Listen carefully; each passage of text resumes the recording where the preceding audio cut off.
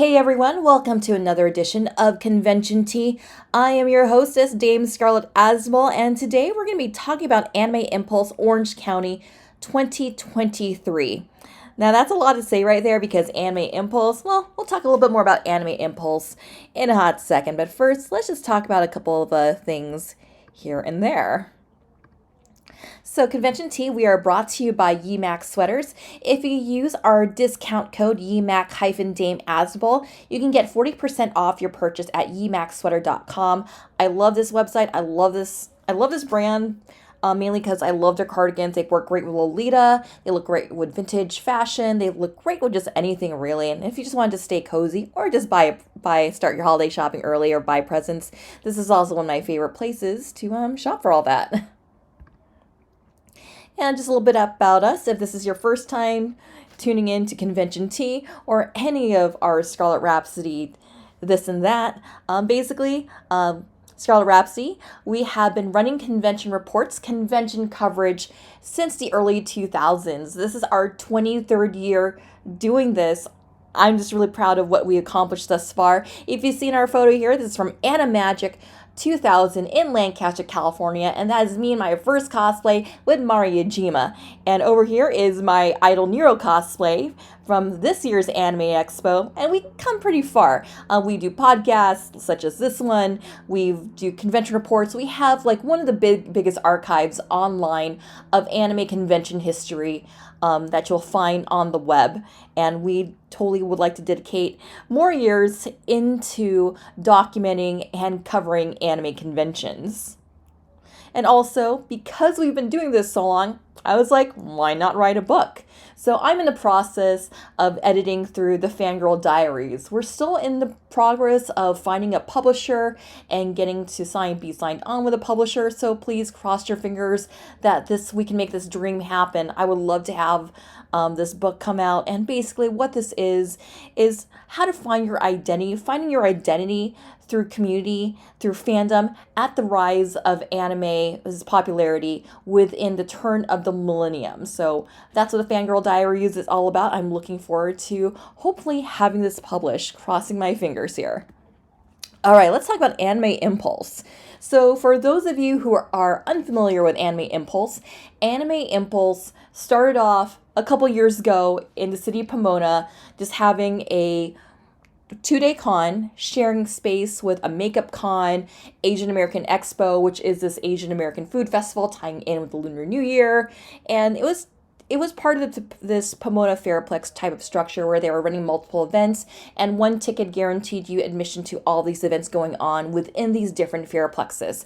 The Pomona Fairplex is also home to the LA County Fair, so it's a pretty big area. It's a pretty big deal. And Anime Impulse, we went in 2020, and I praised it as being one of the best value conventions in Southern California. And we paid about $20 for a 1-day pass. And not only you had a lot of anime programming available, you had a lot of voice actor Q&A, you had panels, you had karaoke, you had a dealer's hall, you had a really big dealer's hall, a lot of variety too. You also had Artist Alley, but you could also experience Asian American Expo, which had it's the foodie con. If you love Asian food, it was the place to go, and we all went home with boba at the end of the day. So I really had a lot of high hopes for Anime Impulse OC 2023. Anime Impulse OC 2023, it had its first year last year. We missed out on last year because we were at a wedding. So I rolled solo to Anime Impulse OC, and they moved to the Anaheim Convention Center. Now, the Anaheim Convention Center was one of the original homes of Anime Expo. And if you're from my generation of turn of the century millennials who attended Anime Expo in the early 2000s, a lot of us have a very soft spot for the Anaheim Convention Center. So for us, just seeing a fully fledged anime event to come back to the Anaheim Convention Center, okay, you know what? Let's go ahead and check this out and just kind of see what it's all about. So a little bit of nostalgia just dripped in here, not gonna lie. But you know what? I know Anime Impulse had its own vibe. Anime Expo in the early 2000s had its own vibe. And I was willing to just, let's just try something new. This is a 2023. It's no longer the early 2000s. But yeah, let's just see what Anime Impulse OC has to offer. And I decided to just kick it old school at Anime Impulse OC. Day one, I cosplayed as Miyaka in her Suzaku no Miko outfit from Fushigi Yugi. And on day two, I ended up cosplaying as Hamon from Mobile Suit Zeta Gundam. I know old school series, but you know what? I have a soft spot for the old school. I cosplay from what sparks joy, not what's popular. But I just wanted to just kind of bring these cosplays in because, you know what? I haven't worn Hamon Karn just yet. I actually started on Hamon before the start of the pandemic, and all I really needed to do was just style the wig, and I had the wig sitting in storage for quite some time. You know what? Let me just bust out Hamon and just wear Hamon at Anime Expo. And just a little side story about, this photo right here. I purposely aged this photo through, this Line camera app. Because fun fact, during my downtime, I went to the Anaheim Hilton, which is down the street from the Anaheim Convention Center. One, they have cleaner bathrooms. Two, the Starbucks is there. And three, this is also the home of Anime Expo 98 and 99.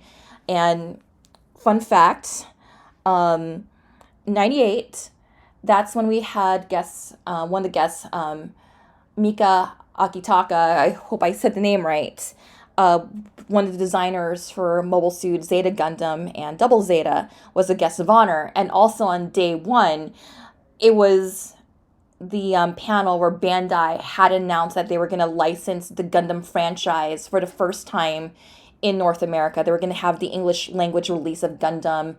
And this was announced day one, Anime Expo 98. And a lot of you know I'm a huge Gundam fan. Hence, my online name should tell you that. So I decided to just be a fangirl. Okay, I'm going to show up as Hamon. Just take a photo here. Just make it aged up to look as if I was there at 98. Ready to go to the Bandai announce panel. Or Mika's panel on designing stuff and things for 80s space opera anime. Also, this is what the Anaheim Convention Center looks today. You got the fountains here. We have a lot of cosplay meetups by those fountains. And then you also have the entrance here. You have this huge welcome sign welcoming folks in. And yeah, so day one, there was a lot of complaints about people trying to get into the Anaheim Convention Center parking lot. There was a lot of traffic that was spilling through the neighborhoods. Luckily, I kind of knew some shortcuts to get around. And for me, I was able to find parking before 11 a.m. With no issue. But there still was a bit of a wait to get into the parking structure because the line kind of went out to the neighborhoods. Also on day two, I found out that parking was full, that people had to park over at the Toy Story lot at Disney to secure a parking space. And whoa. Also, something we'd like to cover in our podcast is what were the popular fandoms represented. I saw a lot of Trigun cosplayers, both from Stampede and from the OG 90s anime. So I was just very happy to see oh my god, Trigun cosplayers, yay! And obviously because we had a lot of Genshin voice cast folks, we also had a lot of Genshin cosplayers show up. I even thought about rolling up as Beidou, but my hairpiece for Beidou broke. But I was very happy to see oh hey, a Beidou cosplayer, yay, my people. And then obviously because a lot of the cosplays have already shipped now that Honkai Star Rail, one of the MiHoYo's latest mobile games, the latest waifu game, you had a lot of Star Rail people. You had a lot of Honkai Star Rail people roll up to Anime Impulse OC. So much so that it even wore its own cosplay meetup. So this is day one. I want to say this is around 11 a.m. The doors were supposed to open, but you had this long line that was stretching all the way to the end of the Anaheim Convention Center and into one of their halls, and you had people just kind of zigzag within those halls. I decided not to just stay in line. I was looking for an information booth because hi, I usually attend these conventions as press. I usually attend these conventions as media. However, there were no Sadly, there was like no like info desk to be found that was like facing the Anaheim Convention Center lobby. Like, yeah, I need information about press. Like, can we go right in? Do we get a special badge? What's going on right here? So I had to. So I talked to security, Anaheim Convention security. They were the only front-facing people that looked official that was on the lobby floor. And luckily, I was able to find a staff person who just walked out of the main doors to talk to. Like, hey, can you find someone who can tell me what's going on with press? Because I want to know if we get a special badge. Can we just go right in? I just kind of know what's going on. No one seemed to know what's going on. Not the Anaheim Convention Center staff, Anime Impulse staff. They actually told me to like, oh, just email this email. However, the email wasn't being checked on, and they told me to email this other email, the info at animeimpulse.com, and they said that someone would be checking that email. However, by the end of the weekend, no one responded to my email, but thankfully, they actually just allowed me to just walk right in, and I got my hand stamp, and that is your admission into the convention is your hand stamp. They don't do badges, they don't do wristbands. You need to get a hand stamp for re-entry into the convention. And if you just go through here, yes. And the other problem I had with Anime Impulse OC, now, the Anaheim Convention Center is really huge. And there was only one entrance to Anime Impulse, including the other events they're running. So, Anime Impulse OC was also hosting K-Play Fest and Sneaker Expo. So you had 3 events in one major hall right here. This is Hall D. This is right by parking structure 4. This is all the way at the end of the Anaheim Convention Center. And I just really felt like you could still spread it out a little bit more, because I kind of feel like sneakerheads, otaku, plus the K-pop stands, this, I don't know, like K-pop and anime I can see, but like throwing in like sneakerheads in there is like, okay, this is kind of funky. I mean, I didn't have any issues with people over at Sneaker Expo, but I just kind of felt like these are like 3 separate things. Like you can just like just spread them out like in just different halls and have like 3 different entrances for what you were interested in. I mean, I didn't really do anything at Sneaker Expo. Like the only thing I was morbidly curious about was the Jollibee booth they had there, because Jollibee was a sponsor of Sneaker Expo. But one of my biggest problems is you had one entrance here. You had very few security folks checking bags, and like almost like any given time of day, like between like the hours of 11 o'clock and maybe 2-3 o'clock, there was a long line to get back to the main entrance. So if you needed to exit to go grab lunch, or to just just find a place to sit, or just kind of like to chill with friends outside, because a lot of people were doing the photo shoots, they were doing the cosplay gatherings, you had the food trucks outside, you had to like just go back in the long line to get right in. I mean, the line was moving, but it was taking a while to like move people through the line, because you had to also go through bag check again. And I really felt like this could have been run better, this could have been like organized better, and so forth. And also, as I was just kind of waiting for the line to die down, and just kind of like just waiting to just kind of flag someone on staff, I was like, I'll just take some photos. Of course, saw a lot of cosplayers, saw a lot of beautiful cosplayers out there. Of course, Genshin being very popular, saw a lot of Genshin groups in line. And also another complaint I had about Anime Impulse is the way how they do the schedule here. So take a moment to look at Saturday and Sunday schedule on their main public stage. So the way they have panels and events arranged is you had 4 main stages. You had the concert stage, which was in its own hall. You had the Sneaker Fest stage, you had the K-Play Fest stage, and you had the Anime Impulse stage, which was called the Isekai stage. And so the Anime Impulse stage, this is where you had the panels, and I don't really like this trend of panels not having any sitting room. If you go to our Anime Las Vegas review, you'll see that like when they were having it at this huge event space, they had it in they had their main stage in the vendors hall, and what attendees ended up doing is they got the chairs from the eating area and they just brought it over to the main stage so they can have some place to sit. And with so many people attending Anime Impulse OC and the other ancillary events, I really felt of all the stages, this needed a seating area because there's folks who are just tired from walking around, or there's folks with who have accessibility issues. You need a place to sit. You can't just have like expect people to just stand up and like for an hour to listen into on a panel. Like there were panels I was actually curious about. I wanted to check out the Genshin Impact panel. I wanted to check out the Star Ocean panel, but I didn't want to just stand up because I can only stand up for so long, and I had to just kind of like, okay, I'll check out the Aso Maid Cafe. I have friends who are part of that cafe. I'll go ahead and just support them for a couple of songs before I could just kind of like just give out my energy. But if you also look here on the schedule, I don't like how they have the schedule backwards. So you can see here they have the nighttime panels listed first. So it's organized from latest to earliest, and that can be really confusing. Also, the schedule was not posted anywhere at the con, so for me to like access the schedule, I had to go back on the website. So I kind of felt like each stage kind of needed like, this is what's happening at this stage, just so I knew what was going on.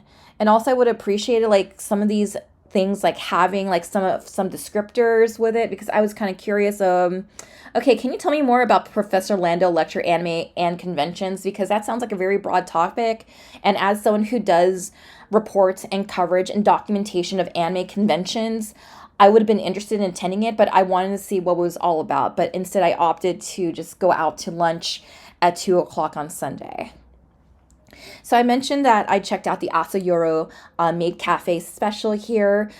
This is, again, one of my favorite performance groups out in the Los Angeles area. They actually do have a brick and mortar cafe in Pasadena if you're ever curious to check them out.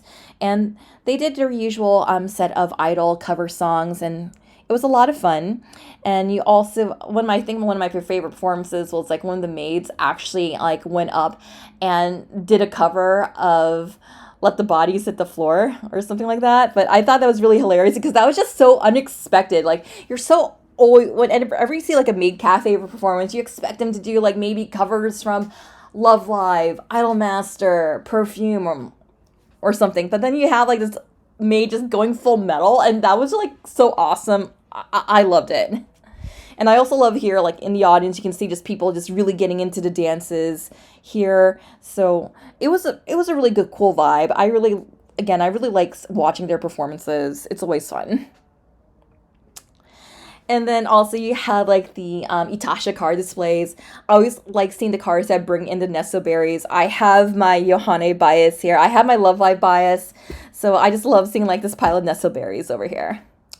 Then, of course, I have my Shinobu bias, Best Girl and Demon Slayer. I'm just saying, no one ever suspects a butterfly.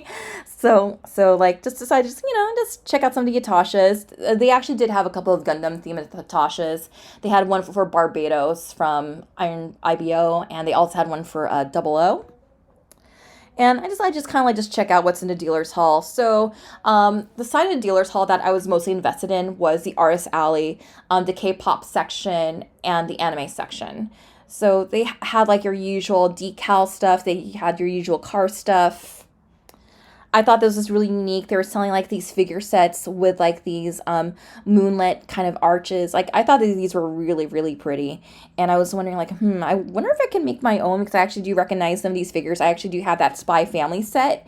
Like, I wonder like where you get these things so I can like just make my own too, because I kind of have ideas on like to make like these beautiful like light up sets here too. Yeah, and then you also will just see some just random alien sightings here in the dealer's hall. And of course, like one of my favorite things to look for in the dealer's hall are Japanese snacks, like unique Japanese snacks. Like you have like this booth that was selling Japanese Kit Kats.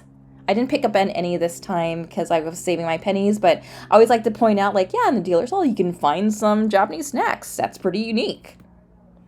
Also, what was also a big draw for Anime Impulse OC were voice actor guests, English dub voice actor guests. You had Young Ye, one of my favorite YouTube reviewers. Like, I remember when he was reviewing, like, a lot of media here and there, and I'm just so happy for him. So, you had, like, a lot of Genshin voice actors. show up to Anime Impulse. And again, that was like one of the biggest draws for Anime Impulse OC was the Genshin community coming out to do voice actor meet and greets here. And this is also the K-Play stage. So basically here, this is earlier in the day as people were still coming in, and this is when they were playing The Flash. It's a K-pop song. And this is just kind of like, okay, people were just still kind of coming in. There's also a gaming section of Anime Impulse that shared space with the concert area. So they had like brought in some Japanese arcade games. They even had Para Paradise too. Like, oh wow, that takes me back. And the sad thing was like the arcade was closed anytime they had to have like a ticketed concert. Like, ah dang, I could have like just killed some time playing some Para Paradise. I haven't played that since like university. So like you have like this arcade thing going on right here. And then the other draw for Anime Impulse OC was VTubers. Now, I'm not really familiar with the VTubing community. There was a lot of people I knew who were coming in from out of the area just to do the VTuber meet and greets. This is not my area of fandom, so I don't know if I can give a fair view of the VTuber side of Anime Impulse OC, but I just wanted to just say, like, yeah, they had a concert. It was a ticketed event, and there was, like, a lot of people who seemed to show up for it, because I actually did have friends cosplay from the VTuber fandom to these concerts. And, like, again, I don't have a lot of familiarity with this world, but just want to just point out, like, it was a huge part of the convention. Also, Anime Impulse OC, they also had like this food area that had Korean and Japanese street food, and albeit it was overpriced, the folks I was having lunch with at the table said like, yeah, it was okay. I would not pay $30 for a drink plus a karage bento. That was just all right. I did go to the food truck area just to kind of see what they had there, because they didn't not allow outside food and drink. For some reason, this security staff was stricter about it than other events I've attended at the Anaheim Convention Center, because in the past, I was able to bring Trader Joe's salads, no problem, but for some reason, they were very stingy about it with the Anaheim Convention Center security and staff. I'll go more into that in a few. So I went to check out the food trucks. I paid $30 total for strawberry lemonade and a steak and garlic noodles, and it was okay. The portions were decent, but again, it's like, okay, I probably wouldn't have paid $30 for that. There's been some really good food trucks in the past, but I just kind of feel like food trucks can just be like just really hit or miss. But this is like the one section of the convention center where you could like buy food other than like the convention center concession stands. And there was generally a long line. As you can see here, this is like at 1:30 on day one. There was like someone at like 1:30 day one, and there was like lines for the exclusive like VTuber theme bubble teas, and people just curious about street food. And this is also where I saw a lot of parents, because I saw a lot of families come to this convention because their kids were playing Genshin or they were just cosplaying, and maybe this was their first convention. I did see like a lot of folks on social media mention that this was their first anime convention, and this is like one of the few areas where you can actually have a seat and just kind of chill inside the convention center. And I did see like a lot of parents and their kids just kind of like just chilling here. Oh yes, let's talk about food and security. So day one, security, I asked security and I asked them like, hey, is it okay tomorrow we can bring our own water? They said it was okay to bring water.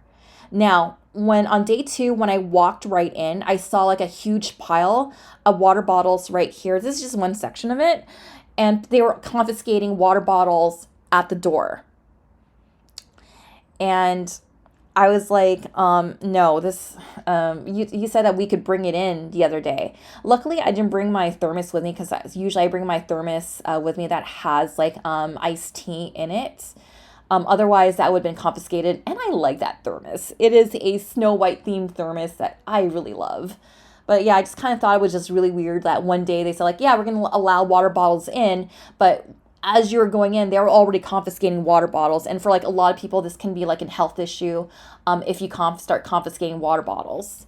Because we want our friends to stay hydrated at conventions, right? And again, this is just kind of like just what the line with security looked like. Was taken on day 2. And again, just showing you like the one entrance they had over here.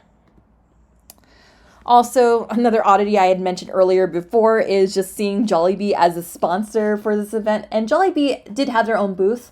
Sadly, they were not selling food, but they were selling a Jollibee Funko Pop.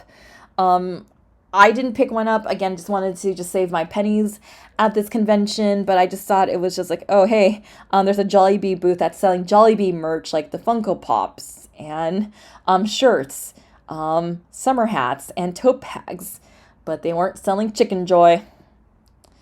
I was also decided to just kind of peruse around Sneaker Expo. I'm like, let me just take a look around here.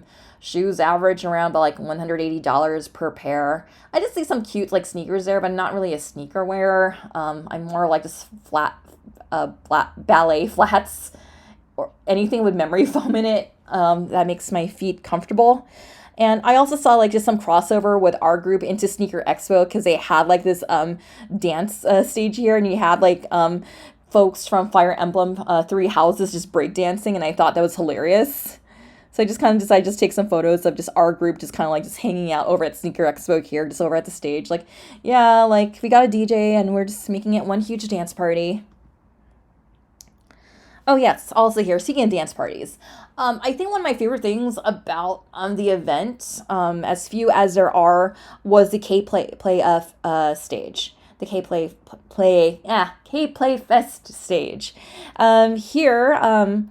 Here, basically, they would play like the chorus, a verse and a chorus of a K-pop song randomly, and people would just go in the center of the area to do the dance for the song, and will be randomized, and you would have like different groups of people come up in the center and do the dance for the song. This was pretty crazy because, yeah, I know that K-pop is a huge thing. Like, I'll be the first to admit, like, yeah, I do enjoy K-pop. I mean, I'll sing it at karaoke every now and then. I'll listen to it on Spotify. I'll listen to BTS, Dreamcatcher while I'm on my morning run. And that's the extent of it. Maybe I'll go check out a Dreamcatcher concert if they're touring in my neck of the woods. But that's just about the extent of my K-pop fandom. But it was just really crazy just seeing people just knowing all these dances. And I was just getting a kick out of that. I was just kind of leaning up against the wall, just kind of observing from afar, like, oh, hey, this is fun. I know it had a very good vibe to it. And like, I think was like my favorite part of the convention of attending this, just kind of seeing people just having fun with K-pop over here, because it was just the most lively part of the convention. And it just had like the most positive energy at the convention. Also, I just had to like just post this here. It's like I was very tempted to get Blackpink Oreos, like Blackpink in your Oreo. So they were selling this at the same booth that had like the Japanese Kit Kats. So I thought about just picking up one of these. Didn't pick up one of these. I was already carrying too much in my purse with me. It's like, I don't need that. Some other interesting things I saw at Anime Impulse. This person right here was driving the Hachi Roku around the backside of the Anaheim Convention Center, just kind of like just driving along. I thought that was really funny. And someone here cosplayed as I believe his name is Penguin Zero. It's like popular YouTuber. I was walking with my friend Marvin. We were just kind of like just walking around as Haman and Jotaro Kujo, and we just saw this gentleman here just cosplaying as this famous YouTuber, and he had like this whole sign with him. And then also, again, just kind of just point out some cosplay vibes here. I also mentioned, I did mention some of the popular fandoms. You also had like folks from Jujutsu Kaisen, because you also had Allegra Clark, voice actress Maki, at Anime Impulse. And again, a lot of Genshin cosplayers. And I just got this Genshin group as they were also purchasing Genshin weapons at the convention here. Also, I just wanted to point out just some of the old school cosplay I saw here. So I was very happy to see a Rama group, like, yay, Rama, I grew up with that. And then I was also very surprised to see a Rama Raw cosplayer here. So like, I was cosplaying as Haman, and I was I was just happy that 3 people recognized me, and one of the 3 people was this gentleman cosplaying as Rumble Raw from original OG Gundam. Like, yay, friends! So let's just talk about some final thoughts of Anime Impulse OC, because I have words here. I have quite a bit of words. So, I took this photo as I was walking into the convention center on day 2, and I was just like, okay, so Anime Impulse, they're known for having, at least for this year alone and the previous year, they've been expanding to different cities around California. Last year was their first OC event. They did a Bay Area event this year. They did a San Diego event this year. So they're really putting their name on the map all over major cities in California. And I'm just thinking to myself, just looking at their proposed 2024 show dates here. You got Los Angeles over at Pomona Fairplex. They're planning to do 2 out of state. They're returning to Orange County, and they're going to be moving their Bay Area show to the fall. And I'm just thinking to myself, I really like their Pomona show. I don't usually go to their Pomona show anymore because it's so close in proximity to Anime Los Angeles, and I need that weekend after to rest up after Anime Los Angeles. But if you're thinking about like really expanding to other states and so forth, I really think you just really need to improve upon your current shows that you have here in California. I really do think that Anime Impulse, there's potential here. But I just want to see more than just a main stage where people are standing up. Like, I want to see fan panels. I want to see video rooms. I want to see a karaoke stage where attendees can participate in karaoke, where it's not just voice actors just doing karaoke. Because after just wandering around the dealer's hall a couple of times, you can only wander around the dealer's hall so many times. And then thankfully, I had friends that I can just catch up with. I have photographer friends that I could do photo shoots with. I just really feel that before you really expand outside of California, to just really improve upon your shows that you currently have here in California. And just some other just closing thoughts here too. Anime Impulse, I just thought, best word I can describe is mid if we're just looking at the show alone. I really feel that, they should have had like 3 separate halls showcasing 3 separate things. I mean, you could still have the one admission ticket that'll get you into everything, because even as an anime fan, I am also curious about the K-pop fandom. And one of the best things that I picked up at this convention was having a better understanding of the K-pop fandom. And just kind of like, okay, I picked up some Green Dreamcatcher merch. I picked up some Green Dreamcatcher fan merch. I picked up some KDA merch. And that's one positive that I got out of it. Most of my positives came from the K-pop con. Just learning about the fandom and just kind of like being a casual observer, just enjoying the vibe. But when it came to the anime part of it, it was just a dealer's hall that's all right. Like, I can see these dealers anywhere else and whatever. And I did see Artist Alley. I like the fact, like you see here, I found a Miyaka sticker. I was surprised to see a Miyaka Fushigi Yugi merch in the Artist Alley in our year of our Lord 2023, and I just had to pick it up as a Miyaka cosplayer. And as much as I also wanted to interact with the voice actors, I didn't really have the money to take a selfie with them. I just wanted to just save some money for a little bit, because I do have some other events coming up, and I think if you're like into like just getting autographs of voice actors, like this is a good event for that. But Anime Pasadena, that's in November. That's also a pretty good value con too. And they also bring in like 50, 60 English voice actors to that convention. And they also have a larger dealer's hall, and they have a larger artist alley.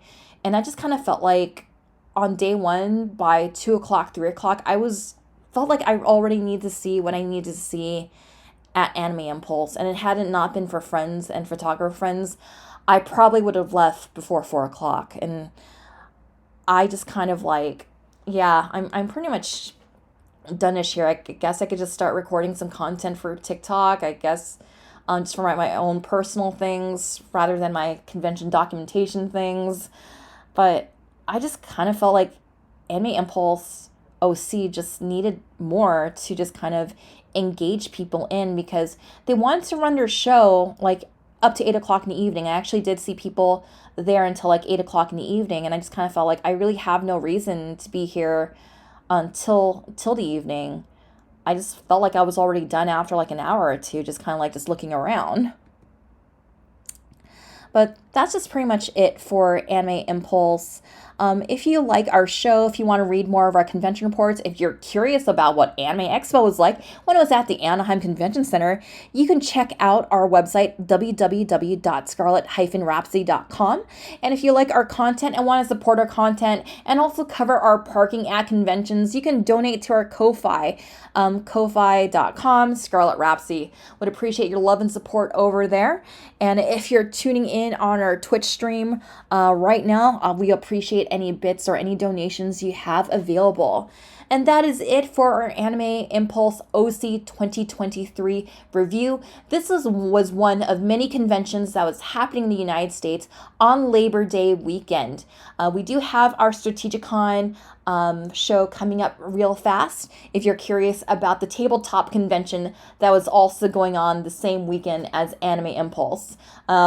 Long Beach Comic Con was also happening during the same weekend, but when they told us, like, yeah, we don't like you anime kind, I'm like, yeah, I don't need to come back to that convention ever again. But anyway, check us out. And remember, the convention is what you make of it, so make it a good one. And we will see you at the con.